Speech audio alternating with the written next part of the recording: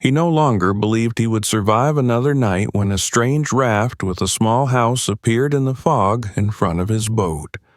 What he found inside didn't just save him from death. It changed his life forever. Subscribe and write in the comments which country you're watching from. The smell of salt and diesel had once meant morning to him. It had meant that the day was beginning, that the harbor was waking, that the ropes would creak and the gulls would scream over the water as men pushed their boats away from the pier. Now it meant nothing. He sat on an overturned fish crate near the edge of the dock and watched the others go out, their silhouettes steady and confident as they cut through the pale fog. Nobody looked at him. Nobody needed to. He was no longer a part of that quiet procession that defined the rhythm of the village. He was only a man with nowhere to return to when the boats came back.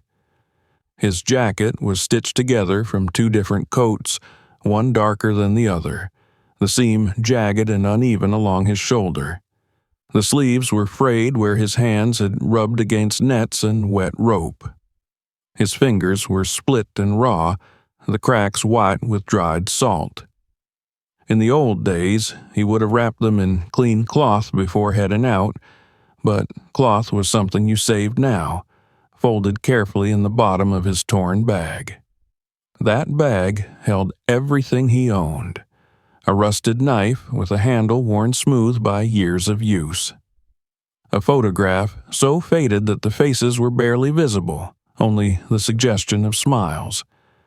A wooden hook his father had carved for him when he was a boy, too small to be useful anymore, but impossible to throw away.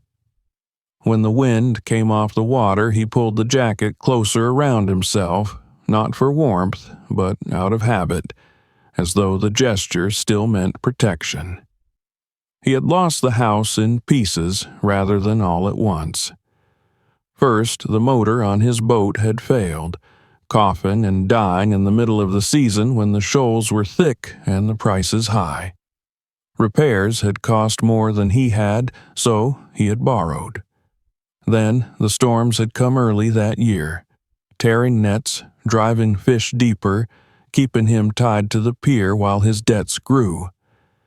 There had been a sickness in the family, too, the kind that does not care how much money you do not have. Bills had followed, neat and official, each one heavier than the last. By the time the men with clean shoes arrived, carrying paper that smelled of ink and authority, he had already sold most of what mattered. The table he had built himself from driftwood planks, the chair his father had sat on in the evenings, the radio that had filled the small house with voices from beyond the bay. They were gone before he understood that the house itself was next. The day he went back after the locks were changed, he stood in front of the door longer than he had expected. It was not that he hoped it would open for him. He only wanted to look. Someone had ripped the shelves from the wall, leaving pale rectangles where the wood had been shielded from smoke and years of cooking. On the floor were the round marks left by the legs of the table, darker than the surrounding boards, as if the house remembered even if it had been forced to forget. He tried the handle out of reflex and felt the cold refusal of the metal. The man behind him had been polite, almost apologetic, as he told him that he had 5 minutes to take what was left. He had chosen the photograph and the hook and nothing else, because everything else had already been taken in ways that did not leave anything you could hold. At first, he had slept on the dock, curled between coils of rope like a dog that knew where it was allowed to be. But the nights were loud with footsteps and laughter, and he woke every time someone passed, clutching his bag to his chest. After that, he moved on to his boat. It was old, scarred by years of waves and careless landings, but it floated, and it was still his.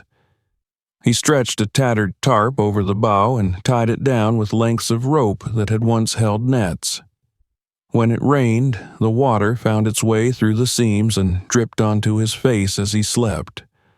When the wind blew, The tarp snapped and shuddered until he was certain it would tear free and leave him exposed to the night. He learned to choose his mooring carefully, to find places where the pier blocked the worst of the gusts.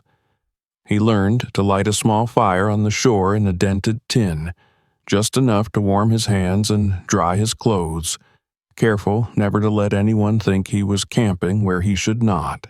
The days passed in a narrow pattern, out before sunrise to fish where the others no longer bothered to go, close to shore where the water was shallow and the catches small, back to the market with a bucket that was never full enough. He counted coins more often than fish, his eyes dropping every time the seller's hand closed over the scales as if the metal itself were a rebuke.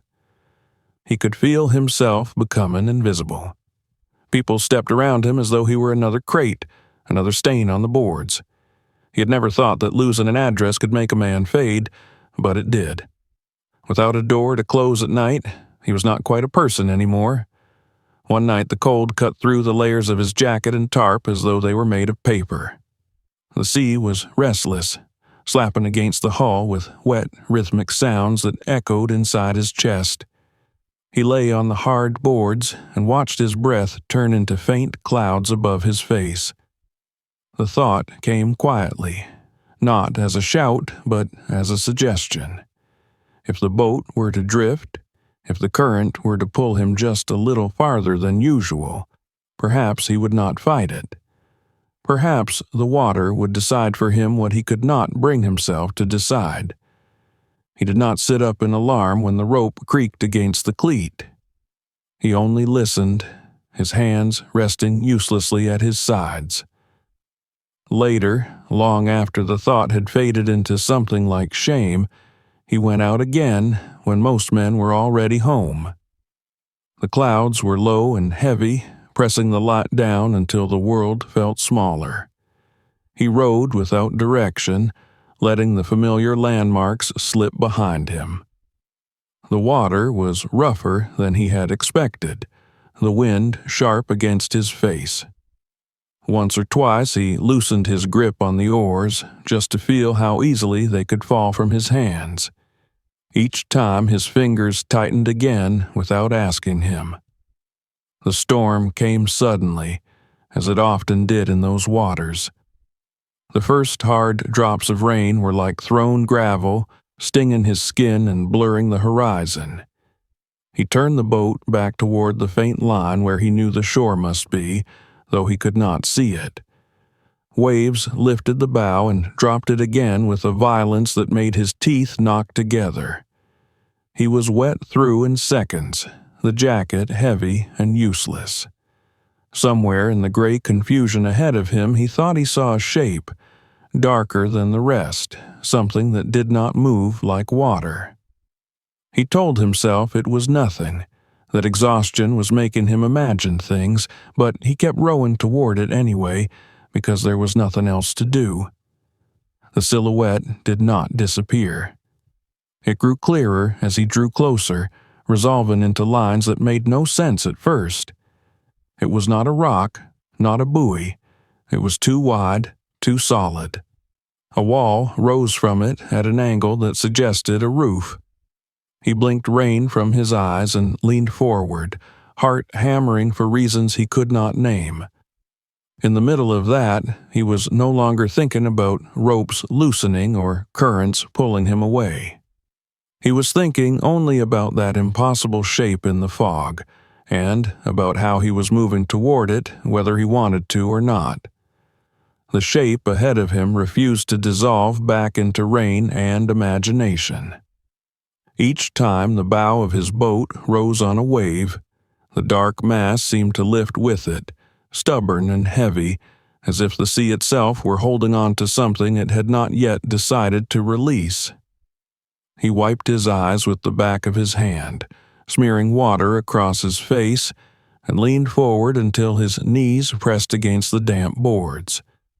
The wind tore at his patched jacket and flung cold needles of rain against his cheeks, but he no longer felt them. The thing in front of him was too strange to ignore. It had edges, lines that did not belong to the chaos of a storm. There was a slope where no wave should slope, a shadow that did not move like water. For a moment, he thought of turning away. The sea was full of traps, especially after storms. Driftwood could hide a broken mast, nets could coil like snakes under the surface, and there were stories of men who had come too close to floating wreckage and been pulled under by lines that had wrapped themselves around their ankles. He told himself that he had nothing to gain by approaching it. He was tired, soaked, shaken from the cold, and his arms were burning from fighting the oars. But another part of him, the part that had not loosened its grip on the oars earlier that night, would not let him turn. He had learned to trust his eyes more than his thoughts, and his eyes were telling him that whatever this was, it was not ordinary. He slowed his strokes and circled at a cautious distance, letting the boat drift sideways with the wind while he took in as much as he could. The object was broad, wider than his boat, and it rode the waves with a steadiness that made his own craft feel like a toy. Beneath the dark slick of rain-soaked wood, he could see lighter shapes, rounded forms that suggested barrels or blocks. They dipped in and out of view as the water heaved, and he understood then that the thing was not a single piece of debris, but something built, something meant to float. And above it all, rising like a stubborn defiance of the storm, was a small structure with walls and a roof. A house, or something close enough to one that the word forced itself into his mind. He drifted closer, the side of his boat nudging against a jutting corner with a dull thud that made him flinch. The surface was rough under his fingers, the wood swollen and splintered by salt. He reached out and found a rope looped around a makeshift post, its fibers stiff but intact. His heart was pounding now, not with fear, but with the peculiar intensity that comes when you realize you are standing at the edge of something that might change everything, even if you cannot yet imagine how. He tied the rope around his own cleat, hands clumsy with cold, and for a moment the two crafts tugged at each other like reluctant animals before settling into a shared rhythm. The rain softened into a steady whisper, as if the storm were growing tired. He climbed onto the platform, feeling it shift under his weight, and was surprised by how solid it was. The boards were uneven and mismatched, scavenged from a dozen different places, but they had been fitted together with care. He could feel it in the way the structure absorbed the force of the waves instead of shuddering against them. The small house loomed in front of him, its door swollen shut by moisture, the outline of its frame dark against the gray of the sky. He hesitated, his hand hovering over the latch, suddenly aware of how quiet it was inside his own head. There were no voices telling him to be careful, no arguments weighing the risks. There was only the simple, physical fact of the door and the life that might or might not be behind it.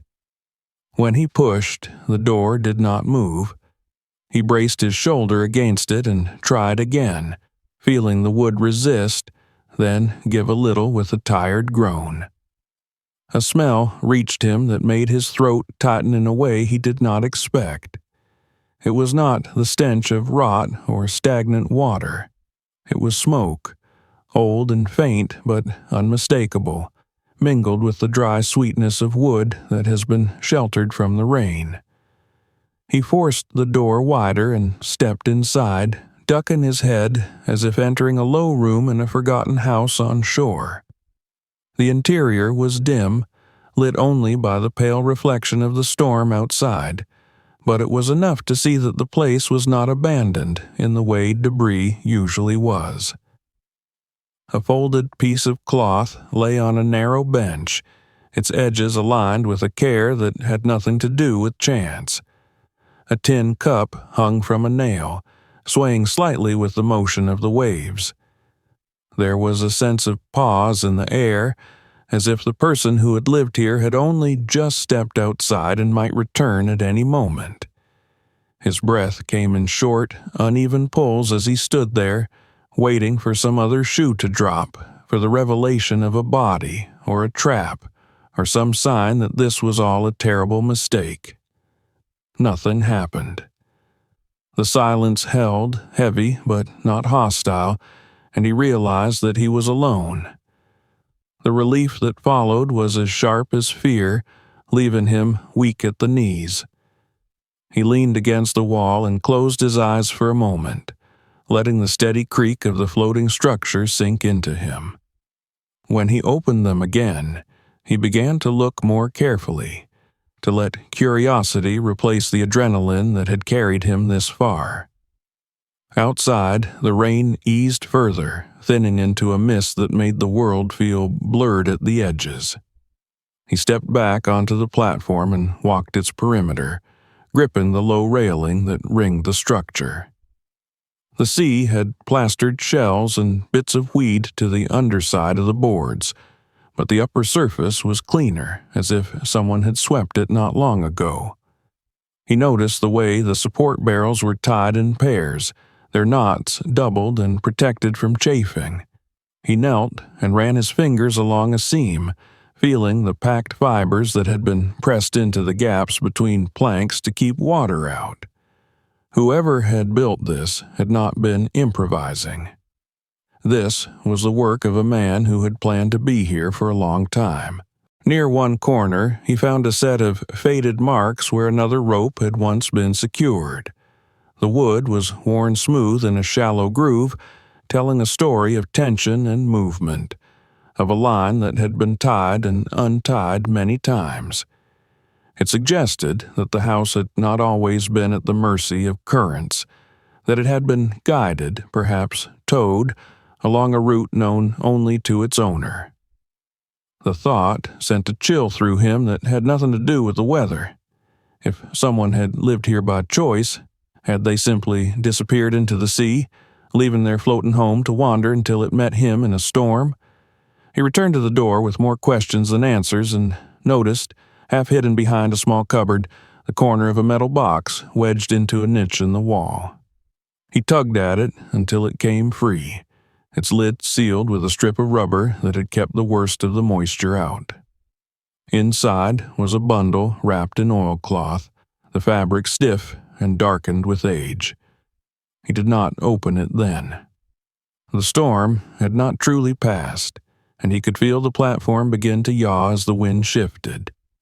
He tucked the box back into its hiding place and went outside to tighten the ropes between the raft and his boat, working with the urgency of a man who knows that the sea will not wait while he satisfies his curiosity. When he finished, he stood for a moment between the two crafts, rain running down his face, and understood that he had already made a decision. He could have untied the rope and let the strange house drift away, carrying its mysteries with it, and no one would ever have known that he had been here. Instead, he tested the knots again, pulling hard until his hands ached, and then climbed back onto the platform, closing the door behind him as the light outside faded. He did not yet know why he was staying, only that the thought of leaving now, of turning his back on this impossible shelter, filled him with a fear far deeper than any the storm had managed to stir. The door closed behind him with a dull, swollen sound, not a sharp click, but the tired meeting of wood that had been soaked and dried too many times. The little room rocked gently beneath his feet, a movement that was slower and more deliberate than the jerking motion of his boat. It felt, impossibly, like standing on something that trusted the sea. He stood there for a long moment, letting his eyes adjust, his breath slow, his mind catch up to the reality that he was inside a floating house in the middle of a storm. The first thing he noticed was the quiet. The rain was still falling. He could hear it tapping against the roof and the walls, but it was softened, filtered through layers of wood and cloth and whatever else had been pressed into the seams. In his boat, every drop had been a reminder of how thin the barrier was between him and the water. Here, the sound was different, less urgent, as though the house itself were absorbing the violence of the night. He moved deeper into the room, his boots leaving wet prints on the planks.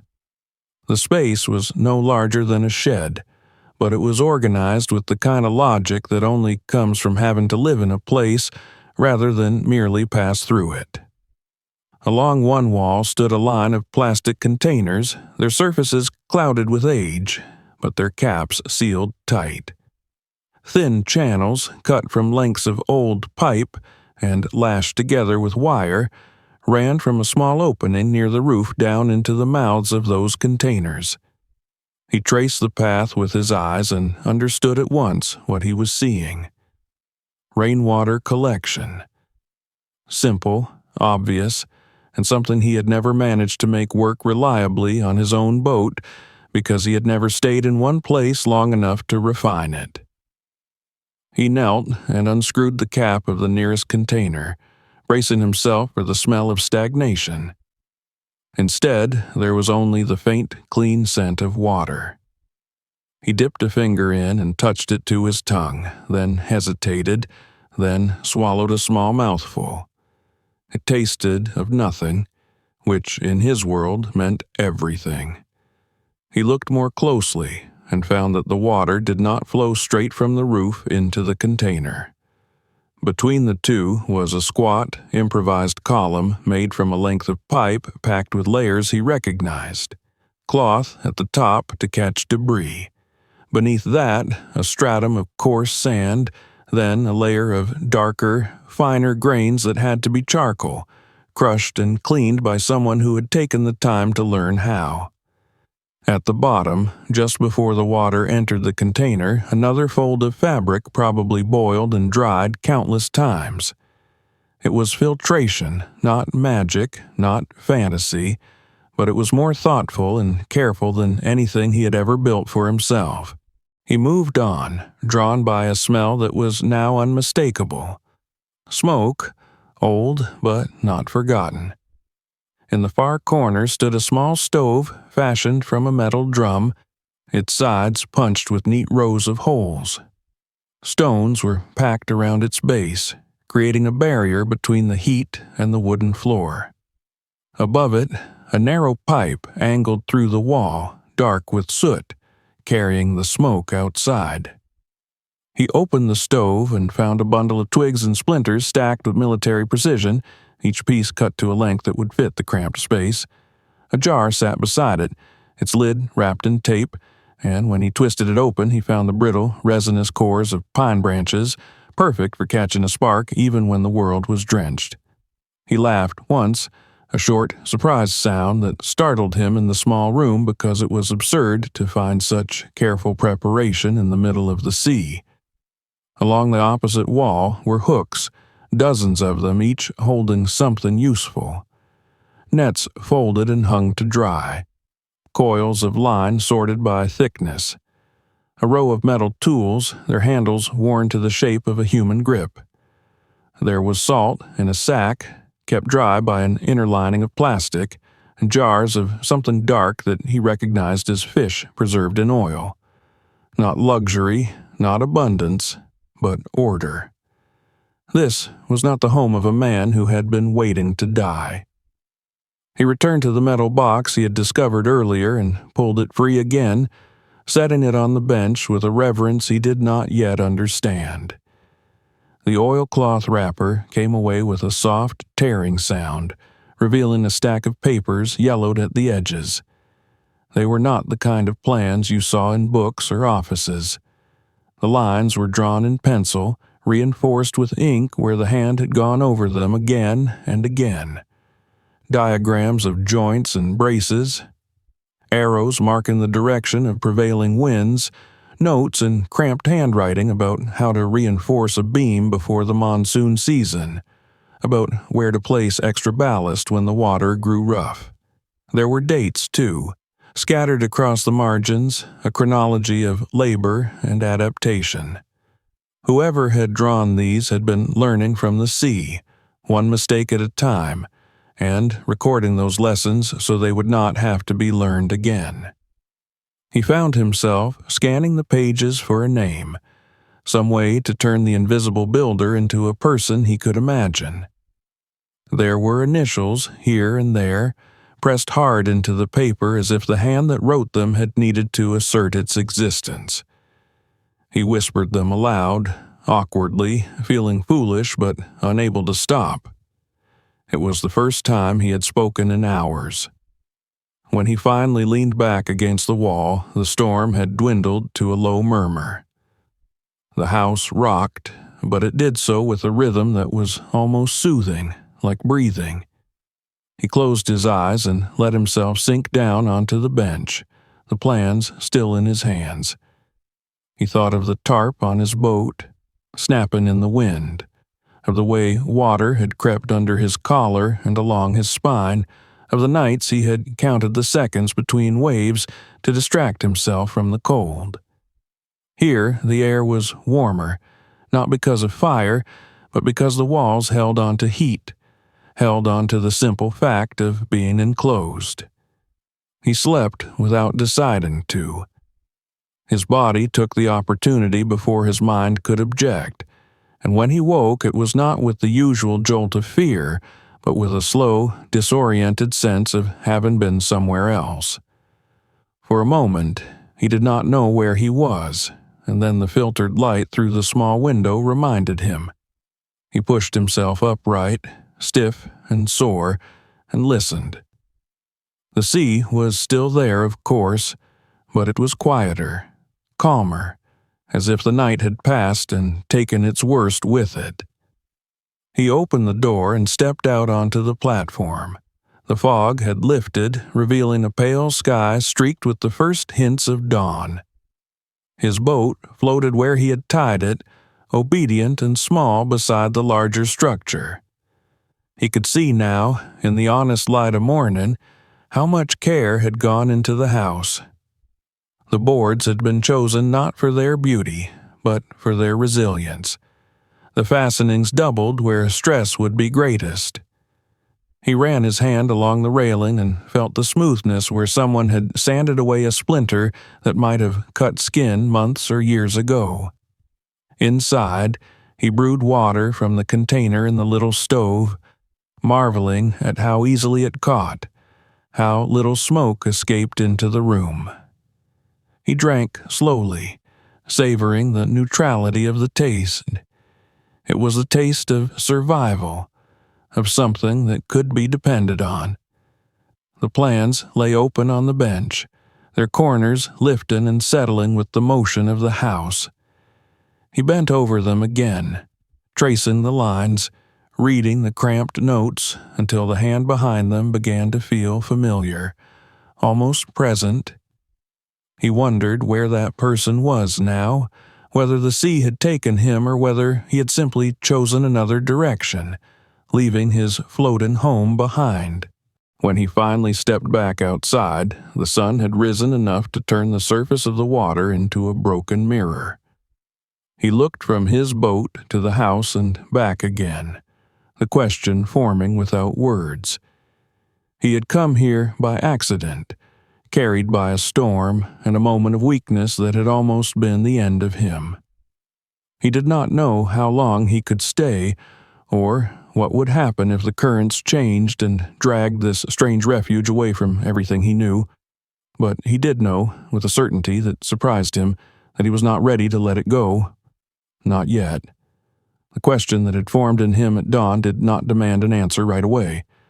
It hovered at the edge of his thoughts while he moved between the raft and his boat, carrying over the few things he owned, feeling faintly like a trespasser in a house that did not yet belong to him. He set his torn bag on the bench, tucked the photograph and the carved hook into a dry corner, then stood in the middle of the room and listened to the way the structure creaked beneath his weight. It did not feel like the brittle, anxious groan of his boat. It felt slower, as though the house were considering the sea before answering it. He did not tell himself that he was moving in. He told himself that he was only resting, only using the shelter for a day or two until he could think clearly again. Yet the gestures betrayed him. He wiped the bench clean of salt with the hem of his jacket. He coiled his spare line and hung it on an empty hook.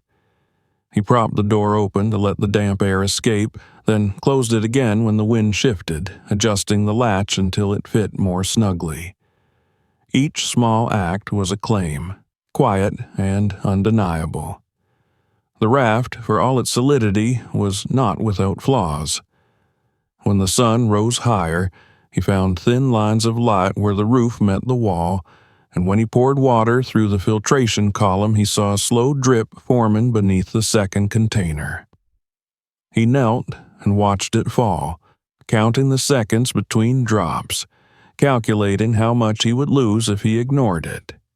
He did not. He fetched the plans, spread them out, and began to match the lines on paper to the reality under his hands. He wedged a strip of cloth into the leaking seam, pressing it in with the handle of his knife, then sealed it with a paste of resin he scraped from the underside of the platform.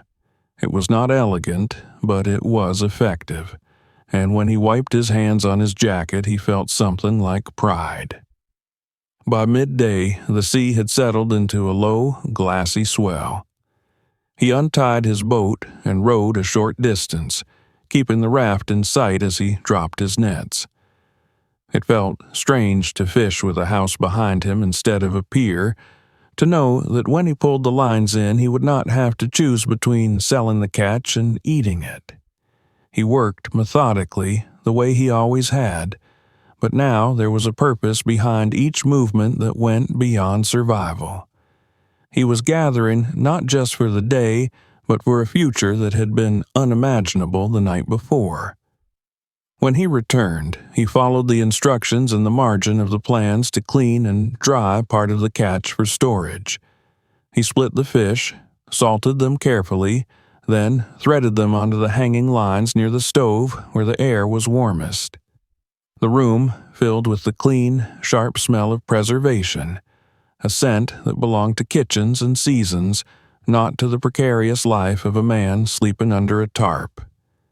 He worked until his shoulders ached, and when he finally sat down to eat a portion cooked over the little stove, he realized that he was not thinking about the end of the day. He was thinking about the next. The nights were still cold, but they were different now. He lay on the bench with the door closed, the filtered sounds of the sea around him, and the darkness felt contained, shaped by the walls. He woke when the raft shifted or when the wind rose, but he did not wake in panic. He woke as a man wakes in his own room, attentive but not afraid. Once, in the early hours before dawn, he found himself speaking softly into the space, as if the house were a person he did not want to disturb. He did not remember the words afterward, only the sense that he had not been entirely alone. Days passed in this pattern, each one layering habit over uncertainty. He repaired a loose board on the platform using a piece of driftwood he had hauled up from the water, trimming it with careful strokes of his knife until it fit. He reinforced a corner brace according to the plan, adding a second length of wire where the waves struck hardest. The work was slow and often frustrating, but it absorbed him in a way that nothing had since he lost his home. When his hands were busy, his mind did not wander back to the night when he had loosened his grip on the oars. The sea continued to offer him its small trials and mercies. One afternoon, while he was pulling in a net not far from the raft, he saw a shape thrashing weakly in the mesh. At first, he thought it was a large fish, but when he drew closer he recognized the desperate, uncoordinated movements of a dog. Its fur was plastered to its body, its eyes wild with the blind terror of an animal that had been in the water too long. He dropped the net and leaned over the side, speaking without thinking, his voice low and steady. The dog snapped at him when he tried to free it, his teeth grazing his skin, but he held on, ignoring the sting, and eventually the mesh gave way. He carried the trembling bundle back to the raft and wrapped it in the spare cloth he kept near the stove. The animal's body was rigid with cold, its breath a series of thin, rattling gasps. He fed it small pieces of fish when it was able to swallow and kept the stove burning longer than he could afford, afraid that if the fire went out, the life in his arms would go with it. When the dog finally lifted its head and licked his fingers, he laughed again, the same short, startled sound, and felt tears he had not invited slip down his face. From then on, the raft was not only a house. It was a place of rescue, whether he had planned it or not. He did not seek out more strays, but the sea had its own way of delivering them. A week after the dog, he found a seabird tangled in a length of line, its wing bent at an angle that made his stomach tighten. He cut it free and set its bones as best he could, fashioning a splint from 2 sticks and a strip of cloth. He made a small box in the corner of the room, lining it with the dry grasses he kept for insulation, and placed the bird there. It glared at him with a bright, furious eye, but it did not try to escape. As he tended to these small lives, he noticed something in himself that he had not felt in a long time. The thought of drifting away, of letting the current decide for him, receded until it was no longer a presence but a memory. He still grew tired, still felt the weight of his losses when the work was done and the night closed in, but the darkness was different now. It was not empty. It was filled with the soft sounds of breathing, with the crackle of a stove he had built to last, with the knowledge that he would have to wake in the morning because someone, something, depended on him. He did not yet know how long this borrowed stability would endure. He only knew that the raft held him, that the routines he was building were fragile but real, and that each day he stayed was another day the sea had not taken him. The presence of the dog changed the space in ways he had not expected. It did not move much at first, preferring to curl into itself near the stove, its ribs rising and falling in a rhythm that was still too quick, but the room felt less like a workshop and more like a shelter. When he woke in the mornings now, he reached for the tin cup by instinct and then remembered to set a small bowl of water beside the animal. He tore off strips of dried fish and watched with careful relief as the dog chewed, slowly at first, then with more confidence, as though it were relearning how to trust its own hunger. The seabird recovered more stubbornly. Its eye followed him whenever he moved, a bright, defiant point in the shadowed corner, and he spoke to it sometimes as he changed the bandages, not because he expected an answer, but because the sound of his own voice kept the loneliness from creeping back in.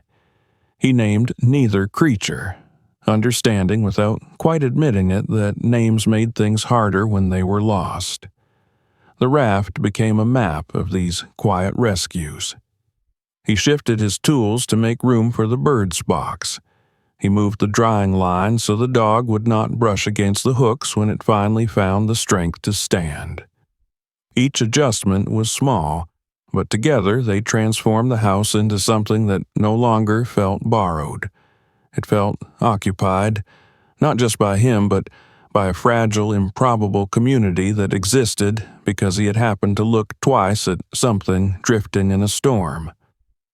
He began to spend more time near the raft than in the market. When he did go ashore to sell his catch, people noticed the change even before he spoke. He no longer smelled of damp canvas and smoke alone, but of clean wood and preserved fish. His clothes were still patched, but his movements had lost their apologetic quality. He stood straighter, and when the sellers haggled over price, he did not accept the first insult with a nod. He had food waiting at home now, water that did not depend on the charity of strangers, and that knowledge lent weight to his silence. There were questions, of course. At first, they were careless, thrown over shoulders as he passed. "Where were you sleeping these days? How are you keeping dry?" He answered vaguely, unwilling to draw attention to something that still felt too fragile to survive scrutiny. But the harbor was a place where news spread as easily as fish scales on a wooden floor, and soon it was not just the regulars who were watching him. A younger fisherman followed him one afternoon as he pushed his boat away from the pier, curiosity plain in his face. He did not speak until they were out of sight of the dock, then asked without accusation where the man without a house had found such steady luck. The older man hesitated, the oars pausing in his hands. He could have lied. It would have been simple to say that the fish had returned or that he had found a new buyer. Instead, he found himself gesturing toward the low line of the raft in the distance, barely visible against the glare. The younger fisherman's eyes widened, not in disbelief but in something like recognition. He did not ask to be taken there. He only nodded once, as if accepting that some things belonged to those who needed them most. It was not long before the sea delivered another test of his resolve. He was checking his nets when he saw a piece of debris drifting close to the raft. A broken plank, at first glance, nothing worth turning toward. Then the plank moved, jerked in a way that wood does not, and he realized that something small was clinging to it. He rowed hard, the dog barking weakly from the platform as if sensing his urgency, and reached down to lift a soaked, shivering kitten from the water. Its claws dug into his sleeve, its mouth opening in a thin, voiceless cry, and for a moment he was back on the dock with his bag of belongings, the weight of helplessness pressing on his chest. He wrapped the kitten in his jacket and held it until the trembling slowed. By evening, the raft held 3 lives that would not have lasted another day without it. He fed them from the stores he had so carefully built, measuring out portions not because he was stingy, but because he understood that generosity had to be managed if it was to endure. He hung new lines to dry the additional fish he would need, made room where there was none, and wondered, not for the first time, about the person who had first imagined this place. The plans were spread open more often now, their margins smudged with salt and fingerprints, and he had begun to notice a pattern in the handwriting. Certain phrases were underlined, written larger, as if the author had been reminding himself of principles rather than instructions. Do not waste. Secure everything twice. The sea is not cruel, it is only honest. Those words followed him when he went ashore and began, cautiously, to ask questions. He did not approach officials or the men who dealt in permits and fees. He spoke instead to the old hands, the ones who remembered when the harbor had been little more than a curve in the shore and a collection of boats pulled up on sand. Had anyone built a floating house, he asked, careful to make it sound like idle curiosity. Had anyone spoken of living off the water alone? Most shook their heads, but a few frowned and stared out toward the open sea, as if searching for something they had not thought about in years. One man finally said a name, quietly, and the sound of it was like a door opening in a dark hallway. The name meant little to him, but the story that followed did not. The man had been a carpenter once, he learned, good with wood and stubborn with people. He had lost his family, the details blurred by time and gossip, and after that he had begun to talk about taking his craft to the only place where no one could take it from him. He had been seen towing something large out past the headland one morning, a shape that looked ridiculous to those watching from shore. No one had seen him return. The knowledge settled over him with the weight of responsibility. He was not simply squatting in a convenient shelter. He was living in the remains of someone else's final answer to the same question he had nearly asked himself on the stormy night when the raft had appeared. The thought did not frighten him. It steadied him.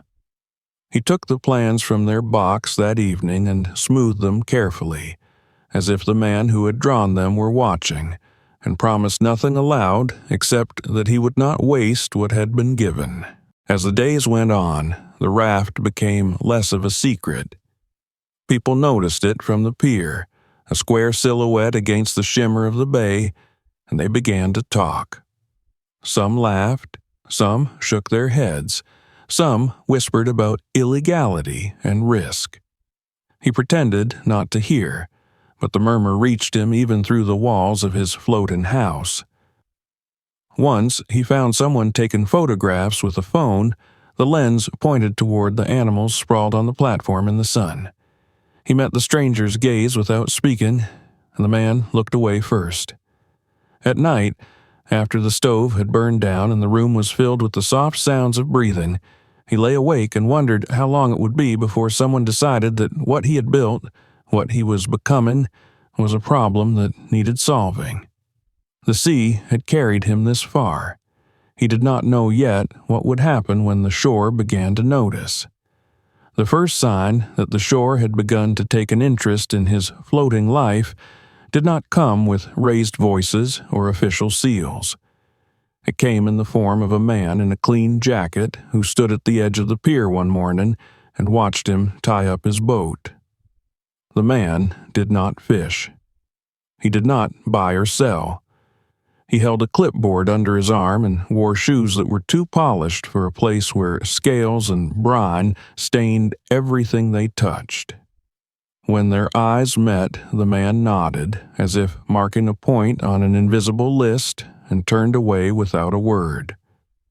2 days later, a notice was taped to a post near the market stalls.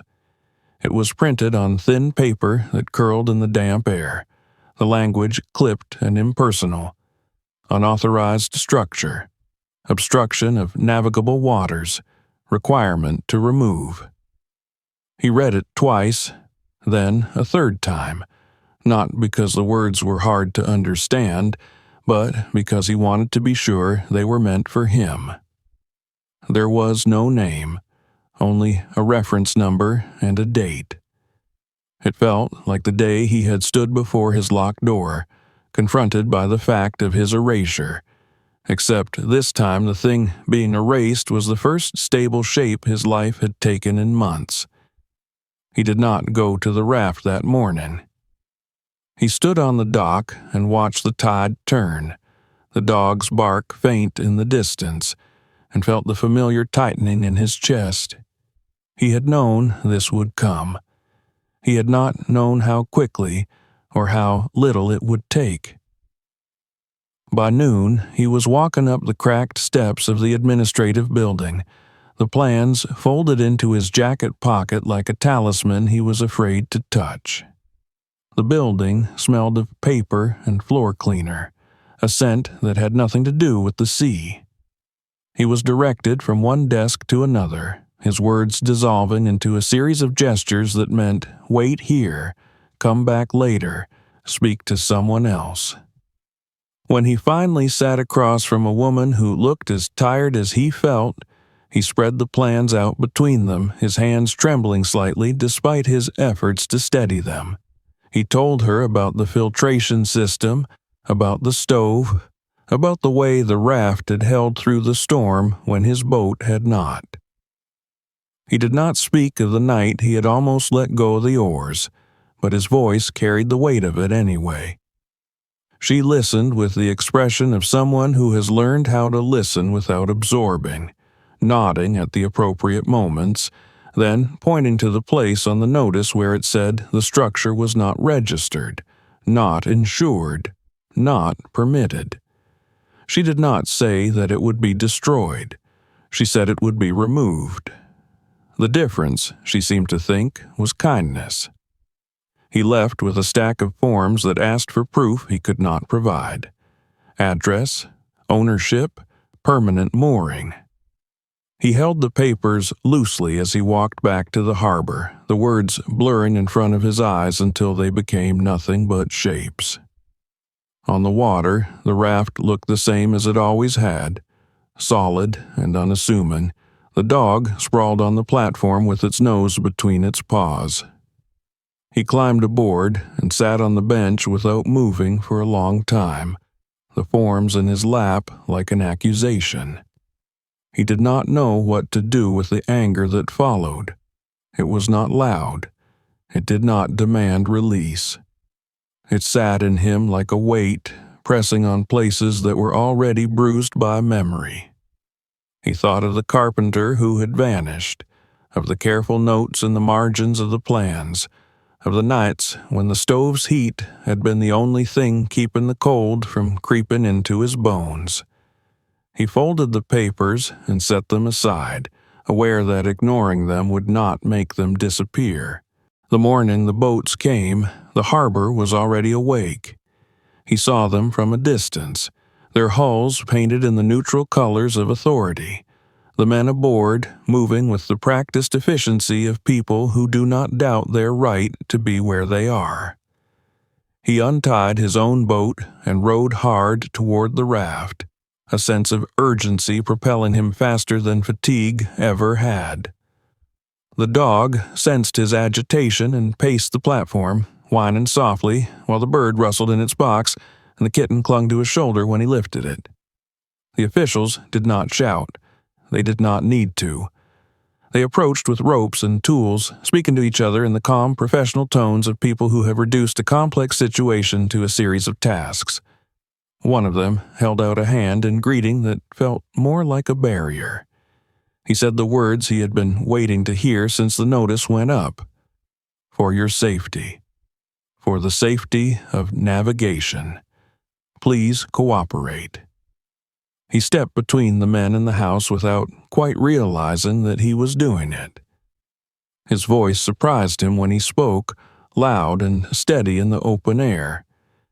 He told them about the water he drank, about the stove that did not set the raft on fire, about the animals that would not survive another night in the sea. He pointed to the plans, unfolding them with hands that no longer shook, and explained the logic behind every line, every reinforcement, every small decision that had turned a pile of scrap into something that could hold a life. Around them, the harbor slowed. Fishermen paused in the act of mending nets. Sellers leaned out from behind their stalls. Phones came out, raised not in mockery, but in attention. Someone recognized the initials on the plans and spoke a name that carried a murmur through the crowd.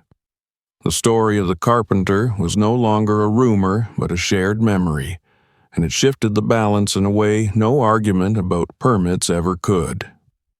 The men in the boats hesitated. One of them made a call, his back turned, his voice too low to hear. The woman from the office appeared on the pier, her face tight with something like concern. She did not rescind the order. She did something smaller and, in its way, more significant. She said they would review the case. She said the raft would not be towed that day. It was not a victory. It was a postponement. But it was enough to make the air around him feel lighter. He stood on the platform after they left, the crowd dispersing as slowly as it had gathered, and felt the delayed rush of exhaustion. He had not won the right to stay. He had won time, and time, he had learned, was the only thing that could be turned into something else. He sank onto the bench and pressed his face into his hands, the smell of smoke and salt clinging to his skin, and when he lifted his head again, his eyes were wet, not with rain, but with relief that had nowhere else to go. The days after the confrontation felt suspended, as if the harbor itself were holding its breath. No new notices appeared on the posts, no clean jackets returned to stand at the edge of the pier with clipboards tucked beneath their arms. Instead, there were faces he had known all his life appearing at the side of the raft with hesitant smiles and small offerings that they tried to disguise as practical transactions. A man brought a bundle of boards he claimed he no longer needed and left them on the platform as if he were returning borrowed tools. A woman, whose husband had once fished beside him, handed over a sack of charcoal, insisting she had too much and would only have to throw it away. He accepted these things the way he had learned to accept everything else in recent months, without ceremony, but with a gratitude that settled deep in his chest.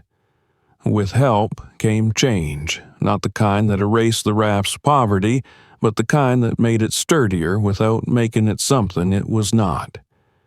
He replaced a warped beam with one of the gifted boards, trimming it to size with a care that felt almost like reverence. He reinforced the edge of the platform where the waves had begun to wear it thin, layering scrap wood and wire until the whole structure answered the water with a quiet resilience. The dog lay in the sun while he worked, its coat thicker now, its eyes following his movements as if they were a story it did not want to miss. The bird had begun to test its injured wing, stretching it in brief, awkward motions that filled him with a cautious hope, and the kitten had claimed a corner of the bench as its own, its small body a constant, improbable weight. He no longer went to shore with the sense that he was trespassing.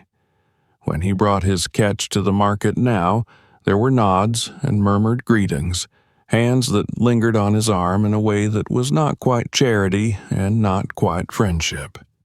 He paid back in fish what he could not in coins, leaving a string of silver bodies on a neighbor's table without explanation. He helped mend a torn net, lifting the work with the same quiet competence he had once taken for granted. It was not forgiveness that the harbor was offering him. It was recognition. One afternoon, he sat alone in the raft and unfolded the plans again, tracing the initials in the corner of the page with the pad of his thumb. The story, he had learned, was incomplete, a collection of impressions rather than a record, but it was enough. The carpenter had lost more than he could carry on land, and had taken his craft to the only place where loss did not require permission. He had built a life that the sea itself had eventually claimed, leaving behind not a grave but a vessel for someone else's survival. The fisherman cut a small piece of wood from one of the offcuts and carved the initials into it, the strokes slow and deliberate. He fastened the plaque to the wall above the bench where he slept, not as a monument, but as an acknowledgment of continuity. He was not the first man to be saved by this raft, and he would not pretend to be the last. The system did not vanish.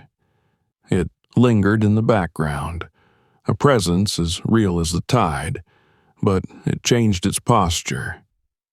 An inspector came one morning with a form that was shorter than the others had been, its questions more like an invitation than a demand. Temporary mooring, maintenance requirements, conditions that felt less like a verdict and more like a conversation. He signed with the same hand that had once trembled over a notice of eviction and felt the difference in his grip. Life settled into a rhythm that was no longer borrowed. He woke with the light and stepped onto the platform to test the wind, to read the water the way he always had. But now the raft answered him in a language he was learning to speak fluently. He checked the filters, replenished the charcoal when it was spent, made small adjustments that were invisible to anyone but him. He fished not with desperation but with discipline, choosing his times and places, bringing back enough to feed himself and his improbable household, and still leave a little on the tables of those who had stood beside him when the ropes had been tightened. The rescues did not stop. The sea continued to shed its casualties, and he continued to gather them whether they had 4 legs, 2 wings, or none at all. Sometimes it was nothing more than a piece of flotsam he hauled aboard and repurposed into a patch or a brace, but each act was an affirmation of the principle that had drawn him here in the first place. Do not waste. Secure everything twice. The sea is not cruel, it is only honest. On quiet evenings, he sat on the edge of the platform and watched the harbor lights come on one by one, their reflections stretching across the water toward him like tentative bridges. He remembered the night when he had loosened his grip on the oars and felt the current tug at his boat, and he marveled at the distance between that man and the one he had become. He did not feel triumphant. He felt grounded, anchored not by chains or paperwork, but by a routine that demanded his attention and rewarded it with something like peace. When the rain fell now, it drummed on the roof and flowed into the waiting channels, filling the containers with a sound that had become as comforting as any lullaby. He closed the door and listened to it. The dog curled at his feet, the bird perched on the edge of its box, as if preparing for a flight that would come in its own time, the kitten purring against his knee. The raft rocked gently beneath them all, not a miracle, but a structure of wood and wire and care, and he understood, finally, that a home did not need a foundation in the ground. It needed only a place where you could endure the night and wake with the intention to live the day that followed. Subscribe now so you don't miss what happens next, watch the upcoming videos, and share this story with everyone who still believes that one moment can change a life.